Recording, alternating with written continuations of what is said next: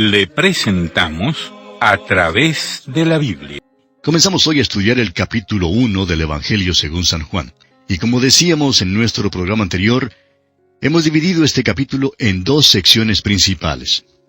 En primer lugar, el prólogo del Evangelio, que se encuentra contenido en los versículos 1 al 18. Y en segundo lugar, la introducción al Evangelio, contenida en los versículos 19 al 51.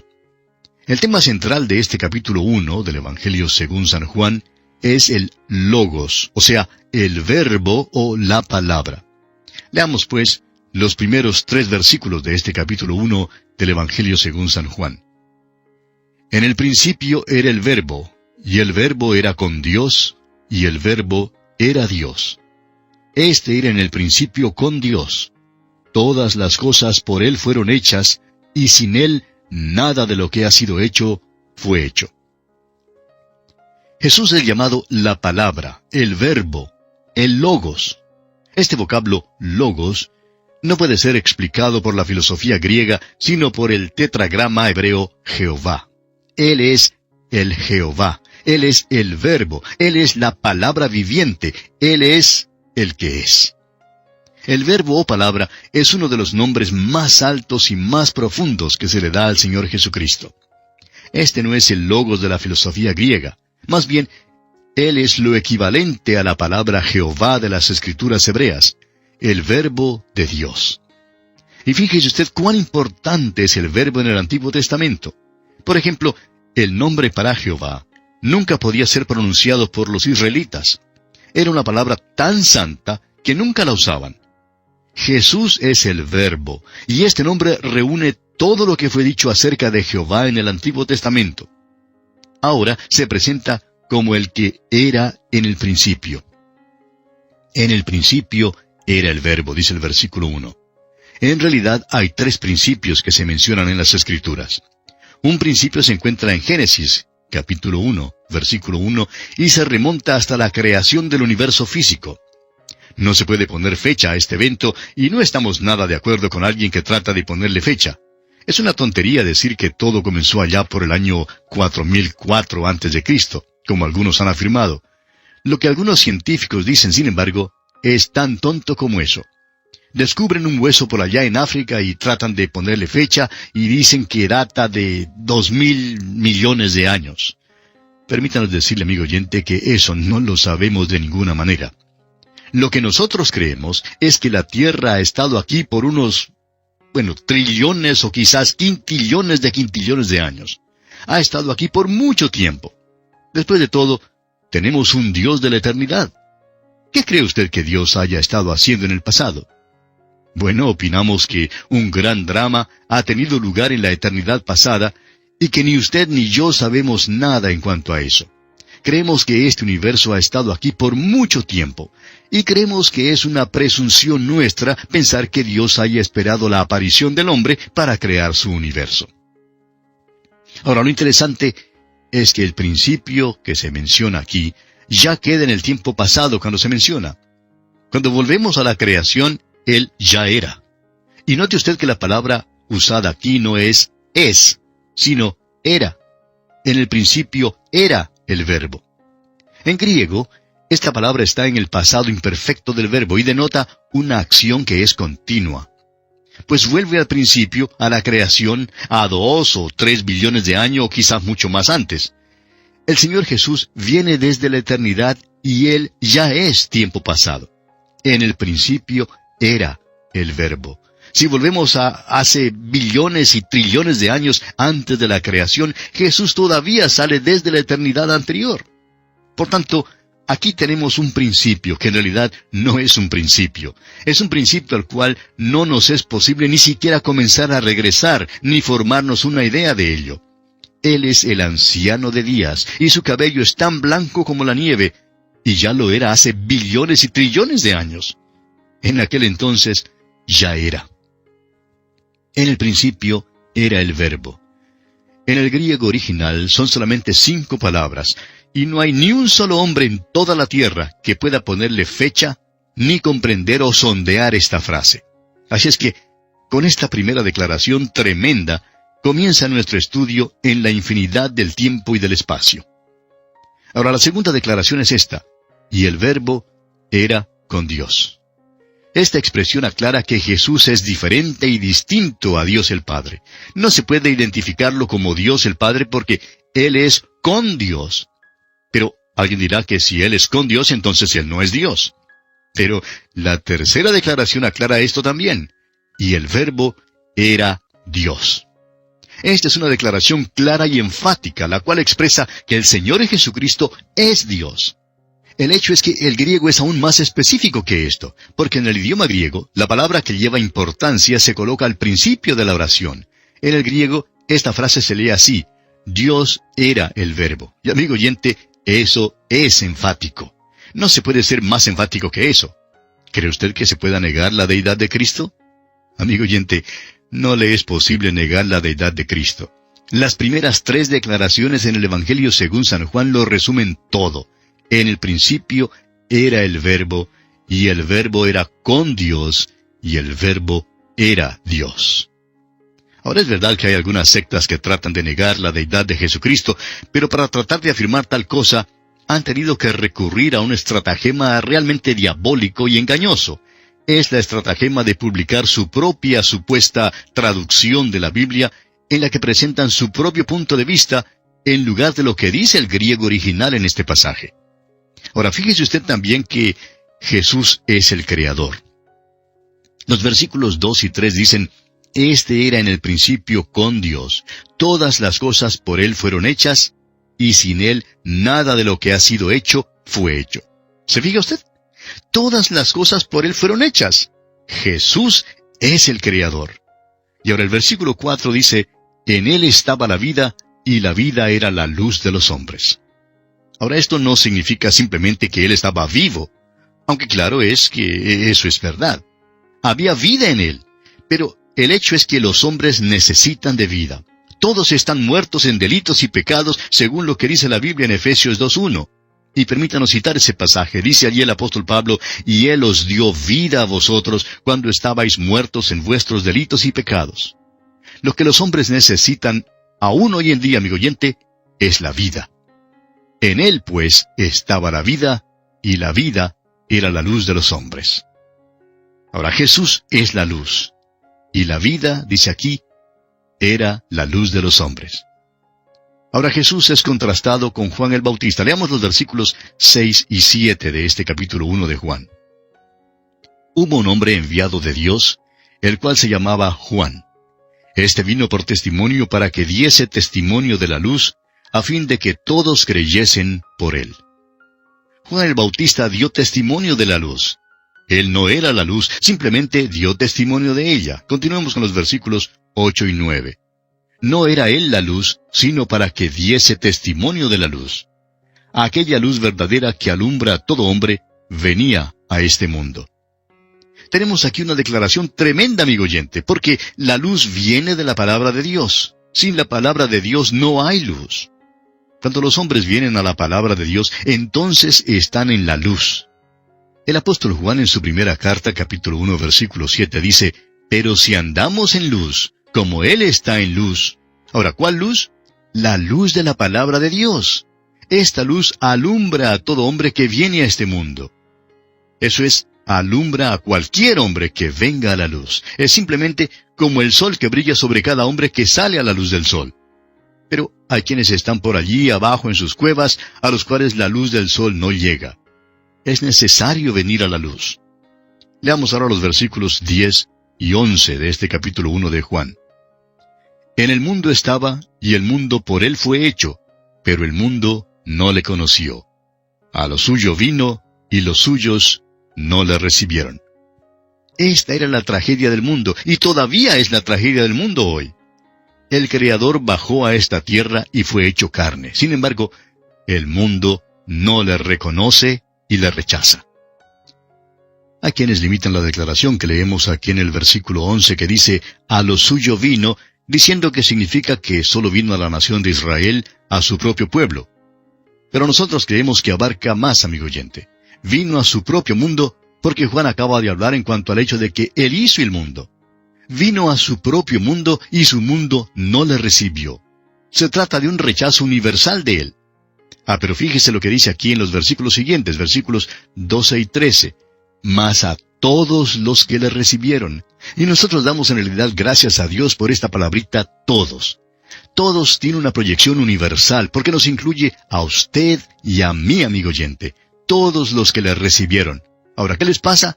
A todos los que le recibieron, a los que creen en su nombre, continúa el versículo, les dio potestad de ser hechos hijos de Dios. Y luego dice en el versículo 13, los cuales no son engendrados de sangre, ni de voluntad de carne, ni de voluntad de varón, sino de Dios. La frase, los cuales no son engendrados, indica que la vida solo puede venir por medio de un renacimiento. Viene a aquellos que reciben a Cristo, a los que creen en su nombre.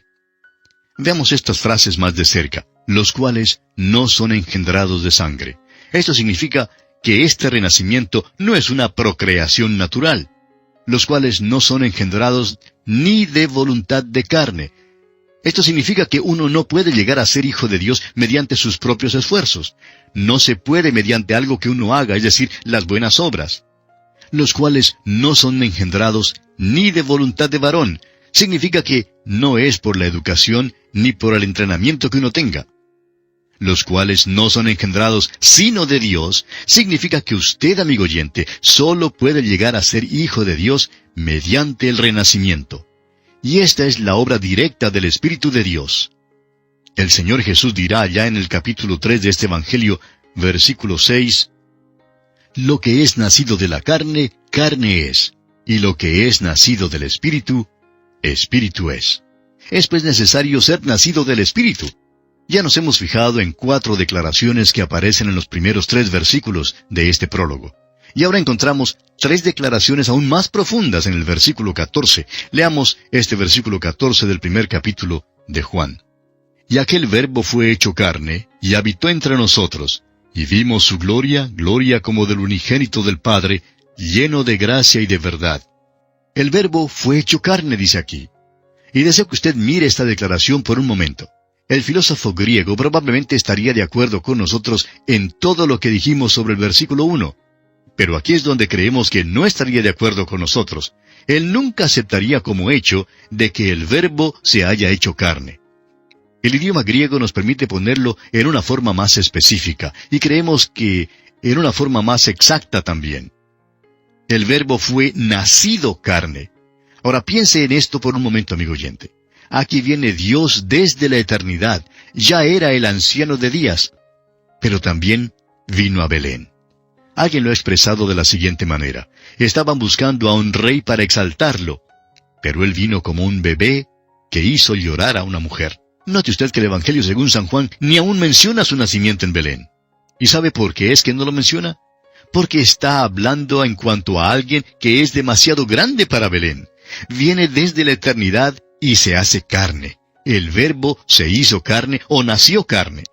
Por tanto, esta es la historia de la Navidad, aquí en el Evangelio según San Juan, y es importante que veamos esto. Nació carne. Y la única manera en que eso pudo haber ocurrido, en que eso pudo haber tenido lugar, fue mediante el nacimiento virginal. El escritor de la carta a los Hebreos lo expresa así allá en el capítulo 2, versículo 16 de esa carta. Porque ciertamente no socorrió a los ángeles, sino que socorrió a la descendencia de Abraham. Participó de carne y sangre para destruir por medio de la muerte al que tenía el imperio de la muerte, esto es, al diablo. Hay quienes creen que las declaraciones en los versículos 12 y 13 que dice, los cuales no son engendrados, no se refieren solamente al renacimiento del creyente, sino también al nacimiento de Jesús mismo. Él no fue nacido de sangre, es decir, no nació de una manera humana por esfuerzos humanos. Tampoco nació de voluntad de carne, carne humana, ni de voluntad de varón, sino de Dios. Y aquel Verbo fue hecho carne, dice. Esta es la historia navideña. Fue nacido carne. El profeta Isaías dice en el capítulo 9 de su profecía, versículo 6, porque un niño nos es nacido, hijo nos es dado. Un bebé nació en Belén, pero el Hijo vino desde la eternidad. El niño fue nacido, pero el Hijo fue dado. Ahora, la segunda declaración, en este versículo 14 del capítulo 1 del Evangelio según San Juan, es que el Verbo habitó entre nosotros. La palabra habitó es la palabra griega skenos, que tiene el sentido de acamparse. La palabra skenos significa tienda. El apóstol Pablo se sirve de esta misma figura en su segunda carta a los Corintios, capítulo 5, versículo 1, donde compara nuestros cuerpos, en los cuales vivimos, con pequeñas tiendas o carpas. Son tan frágiles como una tienda, amigo oyente.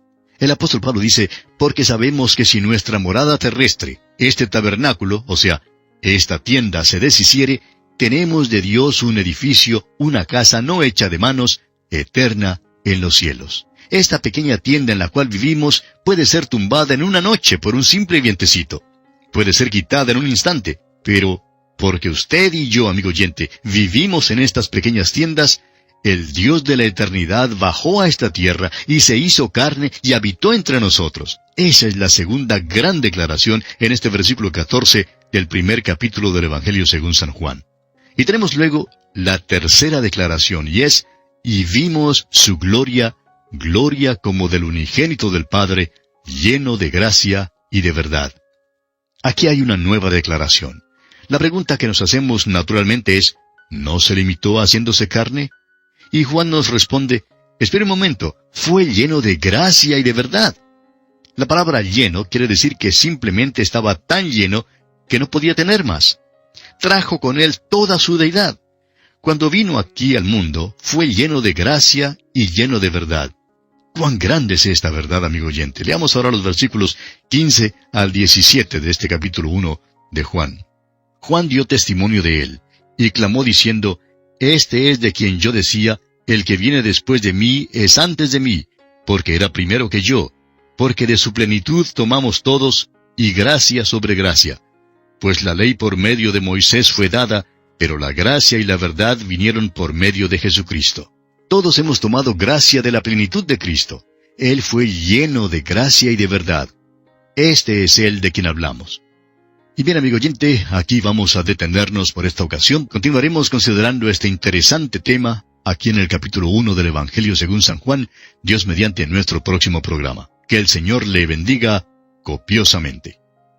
Continuamos hoy estudiando el capítulo 1 del Evangelio según San Juan. Y en nuestro programa anterior estábamos hablando de las 3 declaraciones importantísimas que habíamos visto en el versículo 14 de este primer capítulo del Evangelio de Juan. Y decíamos que la primera declaración fue, el Verbo fue hecho carne. Es decir, el Verbo fue nacido carne. Dios viene desde la eternidad y se hace carne. La segunda gran declaración es, el Verbo habitó entre nosotros. Dijimos que la palabra habitó es la palabra griega skenos, que tiene el sentido de acamparse. La palabra skenos significa tienda.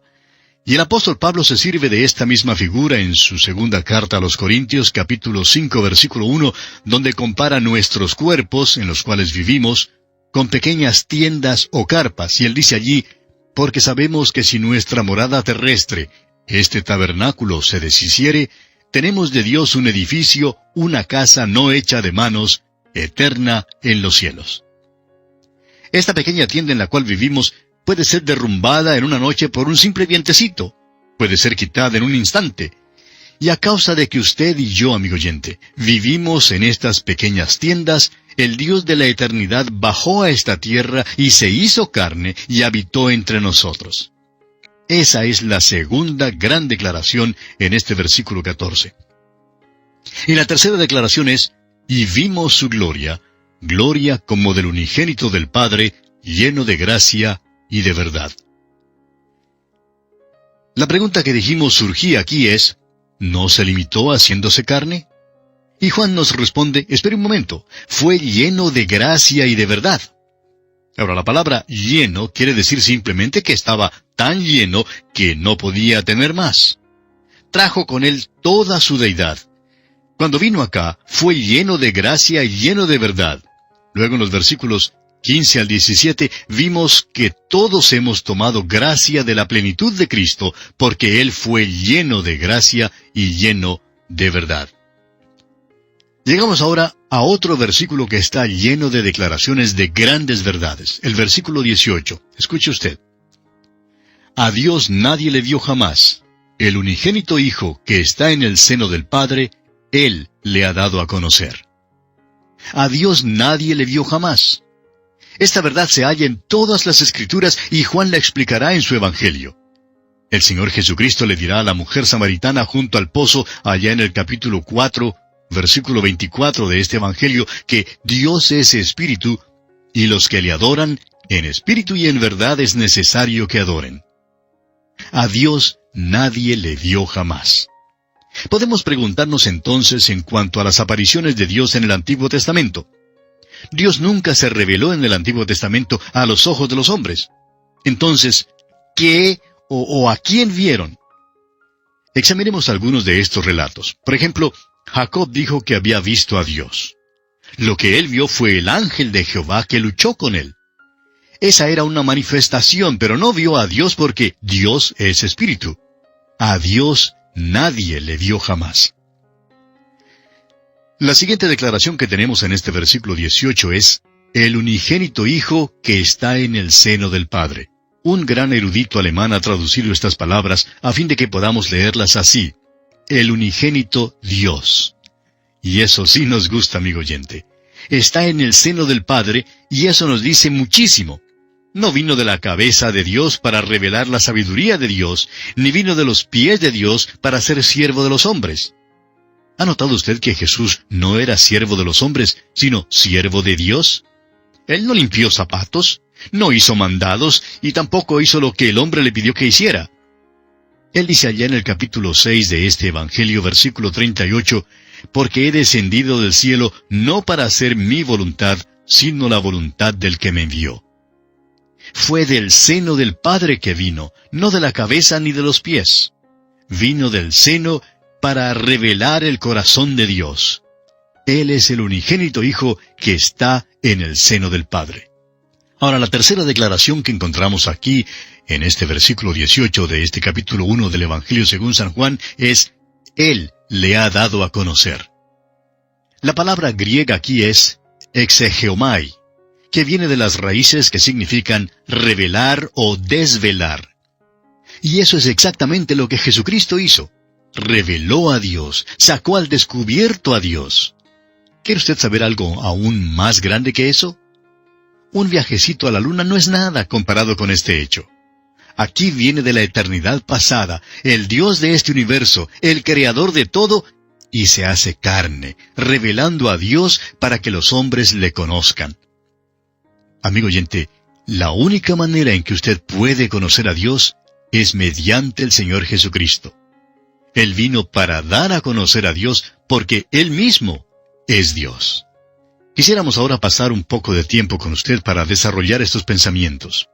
Permítanos tomar las declaraciones que aparecen en los primeros dos versículos, las declaraciones del versículo 14 y las declaraciones del versículo 18, y combinarlas en un estudio.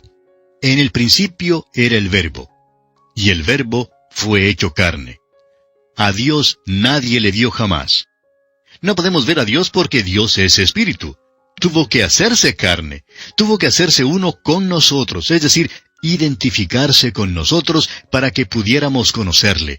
No nos fue posible ir a su reinado, a su trono, para conocerle a Él. Él tuvo que venir hasta aquí y encarnar y revelar a Dios a donde nosotros estamos. Ahora, el Verbo era con Dios y habitó entre nosotros. El unigénito Hijo que está en el seno del Padre. Ahora, considere esto con nosotros por un momento, amigo oyente. Los ángeles se postraron delante de Él. Él era con Dios, igual a Dios. El apóstol Pablo escribió lo siguiente en cuanto a Él, el cual, siendo en forma de Dios, no estimó el ser igual a Dios como cosa a que aferrarse. Eso significa que no estudió para llegar a ser Dios, ni tuvo que hacer ningún trabajo o esfuerzo para poder lograrlo. No se trataba de un grado o un puesto que hubiera conquistado. No trató de ser Dios, porque eternamente Él era Dios. Tampoco cambió su posición relativa a Dios cuando vino a la tierra. Por ejemplo, no le fue necesario decirle al Padre cuando vino a esta tierra, ahora vigila a Gabriel. Creo que anhela mi posición. Vigílalo mientras que yo no estoy. porque nadie puede tomar su posición, amigo oyente. Él es Dios. Sin embargo, vino a nacer en Belén. Hubo solamente unos pocos pastores que vinieron a verle. Fue a Nazaret y se quedó escondido por 30 años en ese pueblito. El Dios de la eternidad bajó a Nazaret y trabajó en una carpintería.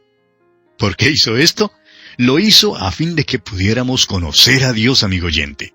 La única manera en que usted jamás pueda conocer a Dios es conociendo a al unigénito Hijo que está en el seno del Padre. Él es el único que puede revelarnos a Dios.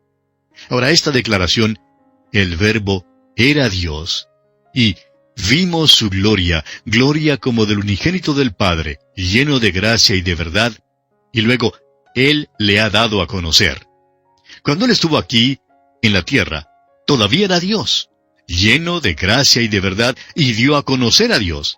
Él es el único, amigo oyente, que puede revelar a Dios. Es solo por medio de Jesucristo que podemos conocer a Dios. Ahora, todavía no hemos terminado de hablar sobre estas declaraciones. Queremos que usted vea algo más. Permítanos una pregunta. ¿Cómo es que usted divide el universo? El científico que ideó el blindaje que ha protegido todas las cápsulas espaciales durante su reentrada a la atmósfera en el programa espacial norteamericano, una autoridad en cuanto al calor, dijo en cierta ocasión: ¿sabe que este universo está compuesto de solamente 3 cosas? Creo que Dios ha dejado sus huellas dactilares sobre todo. La Trinidad se encuentra en todas partes. Entonces, explicó luego, que el universo se divide en el tiempo, el espacio y la materia. Entonces seguí explicando lo que quiso decir. El universo se divide en el tiempo, el espacio y la materia. ¿Puede usted, amigo oyente, pensar en otra cosa? Es muy interesante que el tiempo, el espacio y la materia abarquen todo lo que hay en este universo como nosotros lo conocemos. El tiempo puede ser dividido en solamente 3 partes: el pasado, el presente y el futuro. ¿Puede usted pensar en otra forma? Ahora, el espacio, por ejemplo, se puede dividir en lo largo, lo ancho y lo alto. ¿Habrá acaso otra dimensión? Y en la materia tenemos la energía, el movimiento y el cambio o fenómeno. Esas son las 3 divisiones de las 3 divisiones. El universo en que vivimos es una seña de la Trinidad. Hablemos entonces por unos momentos sobre el universo. Vamos a mirar la encarnación para ver cómo es que se relaciona con nuestra observación del universo. El versículo 1 de este capítulo 1 de Juan dice: en el principio era el Verbo, y el Verbo era con Dios. Esto se remonta hasta allá, a la eternidad pasada, y aquí tenemos tanto al tiempo como al espacio. Luego el versículo 14 nos dice: y aquel Verbo fue hecho carne. Es decir, bajó al espacio físico. El que no estimó el ser igual a Dios como cosa a que aferrarse, descendió a la tierra, vino a Belén, a un pequeño sitio geográfico. Amigo oyente, Él sí que estuvo en órbita en el espacio. Nuestro viajecito a la luna no ha de ser ni aún comparado con el hecho de que Él vino desde la misma gloria del cielo, y que vino para padecer hasta la muerte, y muerte de cruz. Luego el versículo 18 nos dice: a Dios nadie le vio jamás.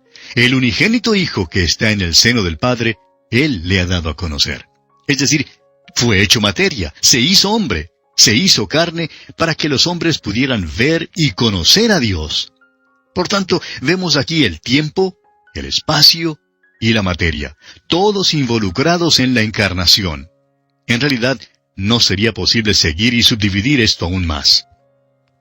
Pero pasemos ahora a considerar por unos momentos el tiempo.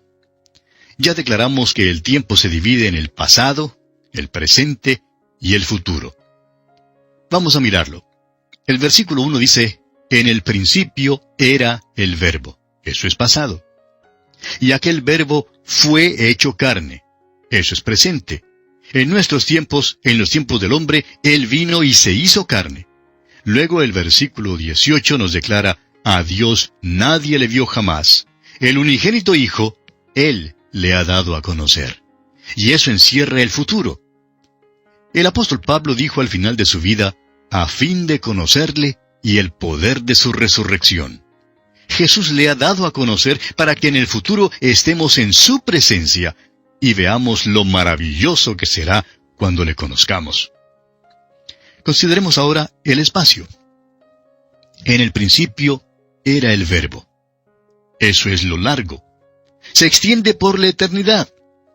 Lo ancho es, aquel Verbo fue hecho carne y habitó entre nosotros. Y lo alto es que a Dios nadie le vio jamás. Él le ha dado a conocer. Vino desde las alturas para poner a Dios a la vista de nosotros. Y consideremos por último la materia. En el principio era el Verbo, y el Verbo era con Dios. Todas las cosas por Él fueron hechas. Tenemos aquí la energía. Él habló y este universo surgió. Luego encontramos el movimiento porque el Verbo fue hecho carne. Vino desde la gloria del cielo y descendió hasta esta tierra. Y luego el fenómeno más grande en este mundo, amigo oyente, es Jesucristo. Al contemplarle, Él es todas las maravillas del mundo antiguo y todas las maravillas en nuestros tiempos. Todos los descubrimientos de la ciencia no son nada comparados con la maravilla de la encarnación. Dios se hizo carne y vino a esta tierra para darnos a conocer a Dios y para redimir a los hombres. Amigo oyente, no se puede encontrar nada que sea más grande que esto. Y así concluye el prólogo al Evangelio según San Juan. ¿Qué pasaje más importante es este, amigo oyente? Aunque su lenguaje es sencillo, ni a usted ni a mí, amigo oyente, nos será posible sondear sus profundidades en esta vida. Ahora el resto de este primer capítulo constituye lo que hemos llamado la introducción al Evangelio según San Juan. Leamos el versículo 19 de este capítulo 1 de Juan. Este es el testimonio de Juan, cuando los judíos enviaron de Jerusalén sacerdotes y levitas para que le preguntasen, ¿tú quién eres? Este es el primer incidente en la vida de Juan el Bautista mencionado por el apóstol Juan en su registro evangélico. No nos da ningún dato sobre el principio de este hombre, pero podemos enterarnos de la historia de su nacimiento leyendo el Evangelio según San Lucas. Juan dice aquí que nos dará el testimonio de Juan el Bautista. Y luego nos cuenta de ciertos sacerdotes y levitas que salieron para preguntarle quién era.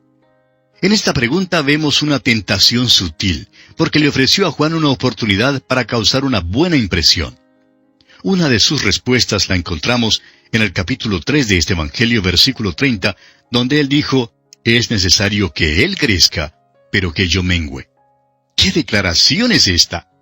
Es una declaración que todo creyente debe hacer. Pero aún más importante es que cada creyente debe vivirla. Es necesario que Él crezca, pero que yo mengüe. Amigo oyente, los dos no pueden ocupar el mismo lugar. O Cristo es lo principal en su vida, ocupando el primer lugar, o usted, el yo egoísta, tendrá el primer lugar. Es necesario que Él crezca, pero que yo mengüe, o bien será viceversa. Ahora, en nuestro texto encontramos la respuesta que Juan el Bautista le dio a sus interlocutores. Dice aquí en el versículo 20, confesó y no negó, sino confesó, yo no soy el Cristo. ¿Se fija usted? Ellos diestramente insinuaron que él podría ser el Mesías y que ellos tendrían una esperanza mesiánica. Pero Juan aclaró que él no era el Cristo, no era el Mesías. Estaban buscando al Mesías, pero le preguntaron al hombre que no lo era. Por tanto, si él no era el Cristo, entonces, ¿quién era él? Bueno, leamos el versículo 21. Y le preguntaron, ¿qué pues? ¿Eres tú Elías? Dijo, no soy. ¿Eres tú el profeta? Y respondió, no. Como usted ve, Juan es breve y positivo. Sus respuestas son breves y se tornan aún más breves mientras ellos continúan con sus preguntas. Si él no es el Cristo, creen entonces que, debe ser Elías. Y si no es Elías, creen que tiene que ser aquel profeta. Se refieren a un profeta como Moisés, que había sido prometido en Deuteronomio capítulo 18, versículo 15. Y Juan responde enfáticamente, no. Él tampoco es el profeta predicho allá en el libro de Deuteronomio. Leamos entonces los versículos 22 y 23 de este capítulo 1 de Juan. Le dijeron, «Pues, ¿quién eres? Para que demos respuesta a los que nos enviaron. ¿Qué dices de ti mismo?» Dijo, «Yo soy la voz de uno que clama en el desierto. Enderezad el camino del Señor, como dijo el profeta Isaías». Ellos insisten en que él debe decirles quién es. No pueden volver con un informe que es simplemente un montón de negativas. Por tanto, Juan por fin se identifica. Y note usted que él dice que es una voz. Es que Cristo era el Verbo. Juan era la voz. Al escuchar usted el programa hoy, amigo oyente, yo soy simplemente una voz.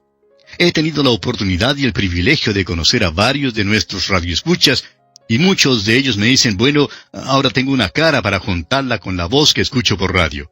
O bien dicen, muchas veces me he preguntado, ¿cómo será su fisonomía? Amigo oyente, permítame decirle que aquí yo simplemente soy una voz. Y esto era también todo lo que Juan quería decir. Tenía un gran mensaje que dar. Era un mensaje más grande que él. Y francamente, estamos satisfechos de ser simplemente una voz, porque es cierto que el mensaje que tenemos que dar es más grande que el individuo que lo da. Y eso es, creemos nosotros, una de las bellezas del ministerio radial. La personalidad no se involucra tanto. Es simplemente una voz que usted escucha. Y claro que esa voz debe declarar la gloria de Cristo. Bien, amigo oyente, continuaremos Dios mediante en nuestro próximo programa. Que Dios continúe bendiciendo su vida en todo instante. Continuamos hoy estudiando el capítulo 1 del Evangelio según San Juan. Y en nuestro programa anterior comenzamos a considerar el testimonio de Juan el Bautista, con lo cual iniciamos la segunda parte de este capítulo 1, que constituye la introducción al Evangelio según San Juan. Hablábamos de que algunos sacerdotes y levitas habían venido a donde Juan para preguntarle quién era él. Y vimos que él les contestó que él no era el Cristo. Pero ellos insistieron en que él les dijera quién era. No podían volver a quienes les habían enviado con simplemente un montón de negativas. Así pues, Juan por fin se identifica. Les dice que es una voz. Es que Cristo era el Verbo y Juan era la voz. Ahora note usted el gran mensaje que da Juan el Bautista. Él dice, enderezad el camino del Señor. Les está diciendo que se preparen para la venida del Señor. Creemos que lo que Juan quiere decir aquí es que el reino de los cielos se ha acercado. Es que se acercó en la persona del Rey. Y por eso les dice, enderezad. Esto equivaldría a decirles que quiten las cosas malas de sus vidas, que pongan sus vidas en orden. Cuando hacemos eso, amigo oyente, entonces tenemos comunión con Dios. El mismo apóstol Juan en su primera carta universal, capítulo 1, versículos 6 y 7, dice, si decimos que tenemos comunión con Él, y andamos en tinieblas, mentimos, y no practicamos la verdad. Pero si andamos en luz, como Él está en luz, tenemos comunión unos con otros, y la sangre de Jesucristo su Hijo nos limpia de todo pecado. Y continúa aquí el apóstol Juan enseñándonos en los versículos siguientes, versículos 8 y 9 de su primera epístola, que necesitamos limpiar nuestras vidas mediante la confesión. Dice Juan, si decimos que no tenemos pecado, nos engañamos a nosotros mismos y la verdad no está en nosotros. Si confesamos nuestros pecados, Él es fiel y justo para perdonar nuestros pecados y limpiarnos de toda maldad. Volviendo ahora al capítulo 1 del Evangelio según San Juan, notará usted que él está citando al profeta Isaías, allí en el versículo 23. Ahora el versículo 3 en Isaías capítulo 40 dice, preparad camino a Jehová, enderezad calzada en la soledad a nuestro Dios. Y continuamos ahora con los versículos 24 y 25 de este primer capítulo del Evangelio según San Juan. Y los que habían sido enviados eran de los fariseos. Y le preguntaron y le dijeron, ¿por qué pues bautizas si tú no eres el Cristo, ni Elías, ni el profeta? Ahora le presentan una cosa técnica. Le dicen, bueno, si no eres uno de estos, entonces, ¿por qué bautizas? Y en el versículo 26 dice que Juan les respondió diciendo, yo bautizo con agua, mas en medio de vosotros está uno a quien vosotros no conocéis. Hoy en día llamamos a este hombre Juan el Bautista. Pero la realidad es que él negó que de veras era el Bautista. Dijo que meramente usaba agua, pero añadió que había uno que venía después de él y que éste bautizaría en fuego y en Espíritu Santo. Ese es, pues, el bautismo de juicio que ha de venir sobre la tierra, mientras que el bautismo del Espíritu Santo tuvo lugar en el día de Pentecostés. Ahora quizás usted se pregunte si en aquel día Cristo no estaría allí entre la multitud. Si Él no estaría allí mientras le hacían estas preguntas a Juan. Bueno, la verdad es que no lo sabemos, pero bien pudo haber estado allí. Leamos ahora el versículo 27. Este es el que viene después de mí, el que es antes de mí, del cual yo no soy digno de desatar la correa del calzado. Un siervo tenía que hacer toda tarea que le diera su amo. Un discípulo, sin embargo, debía hacer toda tarea menos aquella de desatar la correa del calzado al maestro. Esa era la regla de aquel entonces. Y Juan estaba diciendo que él era un siervo, ni siquiera un discípulo. Era simplemente un siervo. Y ni siquiera se consideraba digno de ser ese siervo. Sin embargo, eso es lo que era. Leamos el versículo 28. Estas cosas sucedieron en Betábara, al otro lado del Jordán, donde Juan estaba bautizando. Al principio de este estudio dirigimos nuestra atención al hecho de que Juan nos relaciona con la geografía y el calendario. Tenemos aquí un sitio geográfico en este versículo 28. Y luego, fíjese usted que el próximo versículo, el versículo 29, principia diciendo, el siguiente día. Es decir que Juan nos está enseñando que Jesús vino desde la eternidad, el Verbo hecho carne, y que ahora está relacionado con nuestro calendario aquí en la tierra y con nuestro reloj. Leamos ese versículo 29. El siguiente día vio Juan a Jesús que venía a él, y dijo, He aquí el Cordero de Dios que quita el pecado del mundo. Aquí Juan le señala, Él es el Salvador. No es tan solo el Mesías, sino también el Salvador. Él es un gran Salvador porque es el Cordero de Dios. Es un Salvador perfecto porque quita el pecado. Es un Salvador todopoderoso porque quita el pecado del mundo. Es un Salvador perpetuo porque quita. No dice que quitó ni que quitará, sino que quita.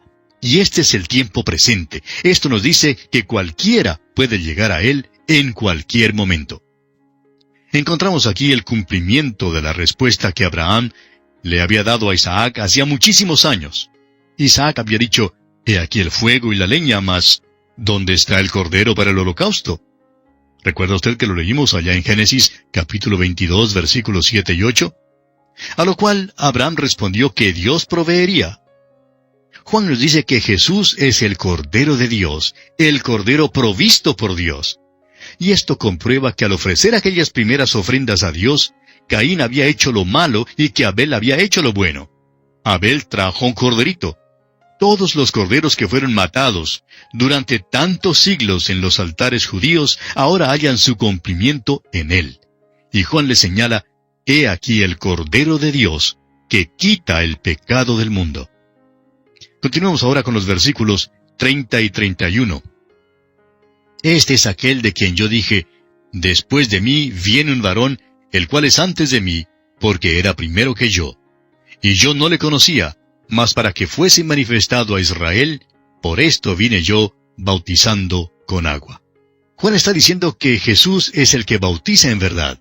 Podemos llamarle Jesús el Bautista. Él es quien bautizará en espíritu y en fuego. El bautismo del Espíritu Santo fue cumplido en el día de Pentecostés, y el de fuego es el juicio que todavía ha de venir sobre esta tierra. Continuemos ahora con los versículos 32 al 36 de este primer capítulo del Evangelio según San Juan. Y a propósito, amigo oyente, espero que usted todavía continúe con nosotros, que tenga su Biblia abierta allí en el Evangelio según San Juan capítulo 1 para que siga con nosotros la lectura, de manera que usted también se familiarice con los pasajes que vamos considerando. ¿Está bien? Bueno, versículos 32 al 36, aquí en el capítulo 1 de Juan dicen, También dio Juan testimonio diciendo, Vi al Espíritu que descendía del cielo como paloma, y permaneció sobre él. Y yo no le conocía, pero el que me envió a bautizar con agua, aquel me dijo, Sobre quien veas descender el Espíritu, y que permanece sobre él, ese es el que bautiza con el Espíritu Santo. Y yo le vi, y he dado testimonio de que éste es el Hijo de Dios. El siguiente día otra vez estaba Juan y 2 de sus discípulos, y mirando a Jesús que andaba por allí, dijo, «He aquí el Cordero de Dios». Desde mucho antes, Jesucristo ya era el Cordero de Dios que quita el pecado del mundo. Esto es en cuanto a la obra de Cristo. Ahora dice, «He aquí el Cordero de Dios», es decir, Él es el Cordero en persona. Vemos que Juan bautizó a Jesús y que Jesús fue identificado por el Espíritu Santo. De modo que, al ver a Jesús caminando por allí, Juan dice, «He aquí el Cordero de Dios». Y continuemos ahora con los versículos 37 al 39 y veamos el principio del ministerio de Jesús. Versículos 37 al 39 de este primer capítulo de Juan. Le oyeron hablar los 2 discípulos y siguieron a Jesús. Y volviéndose Jesús y viendo que le seguían, les dijo, «¿Qué buscáis?» Ellos le dijeron, «Rabí», que traducido es Maestro, «¿dónde moras?» Les dijo, «Venid y ved».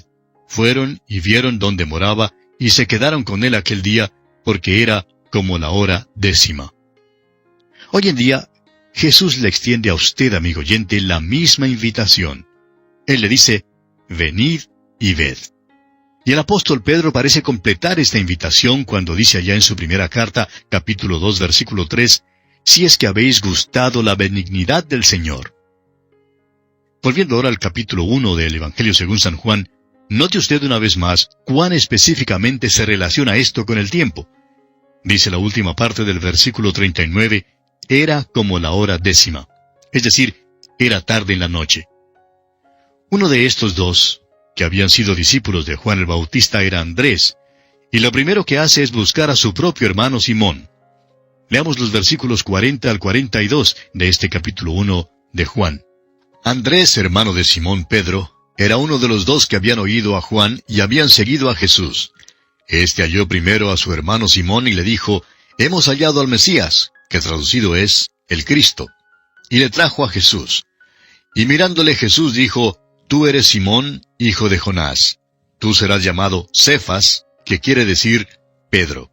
La distinción en el idioma castellano entre Pedro y piedra no refleja la fuerza del original arameo y griego, donde una misma palabra designa a la vez la firmeza que caracteriza a la roca y el nuevo nombre. Este hombre Simón era de carácter muy débil, pero nuestro Señor le dijo que sería una piedra, y tal vez todo el mundo se rió allí ese día porque ninguno creía que Simón llegaría a ser el hombre fuerte que llegó a ser. ¿Quién creyera que este hombre se pararía en el día de Pentecostés para predicar ese poderoso sermón que inició la edad de la iglesia? Continuemos con los versículos 43 y 44. El siguiente día quiso Jesús ir a Galilea, y halló a Felipe y le dijo, «Sígueme». Y Felipe era de Betsaida, la ciudad de Andrés y Pedro. Betsaida está en el mar de Galilea. Sabemos que Pedro, Andrés y Felipe vivían allí y que eran pescadores. Continuemos ahora con los versículos 45 y 46. Felipe halló a Natanael y le dijo, «Hemos hallado a aquel de quien escribió Moisés en la ley, así como los profetas, a Jesús, el hijo de José de Nazaret». Natanael le dijo, «¿De Nazaret puede salir algo de bueno?». Le dijo Felipe, «Ven y ve». Natanael, amigo oyente, es uno que presume ser sabio y aquí cree decir una agudeza. ¿De Nazaret puede salir algo de bueno? Y tal vez se rió de su propio chiste. Pero Felipe no se rió, simplemente le dijo, «Ven y ve». Y eso en realidad es lo importante, ven a Cristo. Ahora el versículo 47. Cuando Jesús vio a Natanael que se le acercaba, dijo de él, «He aquí un verdadero israelita en quien no hay engaño». También podríamos decir que Jesús dijo, «Aquí hay un israelita en quien no hay Jacob», ya que el nombre de Jacob significaba suplantador o engañador en el hebreo. Jesús se refiere al hecho de que el nombre de Jacob fue cambiado a Israel, que significa gobernará como Dios. Natanael acostumbraba a decir cosas ingeniosas y chistosas, pero nunca con alguna mala intención. Y como él hay muchos. Siempre nos agradan las personas que tienen un sentido del buen humor. Pero la verdad es que tememos al hombre que no lo tiene. Y por eso nos gusta Natanael. No hay Jacob en este hombre, un israelita en quien no hay engaño. Continuemos ahora con los versículos 48 y 49. Le dijo Natanael, ¿de dónde me conoces? Respondió Jesús y le dijo, antes que Felipe te llamara, cuando estabas debajo de la higuera, te vi. Respondió Natanael y le dijo, Rabí, tú eres el Hijo de Dios, tú eres el Rey de Israel. El Señor Jesucristo tuvo dos discípulos que tuvieron muchas dudas. Uno, que las tuvo al principio de su discipulado, fue Natanael, y el otro, que las tuvo al final, fue Tomás. Este hombre, este que duda, este que se pregunta si algo de bueno puede salir de Nazaret, confiesa inmediatamente que Jesús es el Hijo de Dios, el Rey de Israel. Y son muchos los hombres que hoy en día todavía hacen la misma pregunta. ¿De Nazaret puede salir algo de bueno? Nuestro Señor Jesucristo pasó allí 30 años. Veamos ahora el versículo 50. Respondió Jesús y le dijo, «Porque te dije, te vi debajo de la higuera, ¿crees? Cosas mayores que estas verás». Natanael había confesado que el Señor Jesús era el Hijo de Dios y el Rey de Israel. Y eso revela que algo de mucha importancia había salido de Nazaret. Pero el Señor más o menos le reprende y le pregunta que si era simplemente porque le dijo que le había visto debajo de la higuera que había creído. Y Jesús le promete que vería cosas mayores que esas en los próximos 3 años. Y la verdad fue que Natanael vio cosas mucho mayores que estas. Sin embargo, Jesús sigue contándole aún más. Leamos el versículo 51. Y le dijo, de cierto os digo, de aquí adelante veréis el cielo abierto y a los ángeles de Dios que suben y descienden sobre el Hijo del Hombre. Nuestro Señor había dicho a este hombre, he aquí un verdadero israelita en quien no hay engaño. Y ahora nuestro Señor sigue hablándole y se refiere al incidente en la vida del patriarca Jacob, quien cuando era joven tuvo que salir de su hogar huyendo.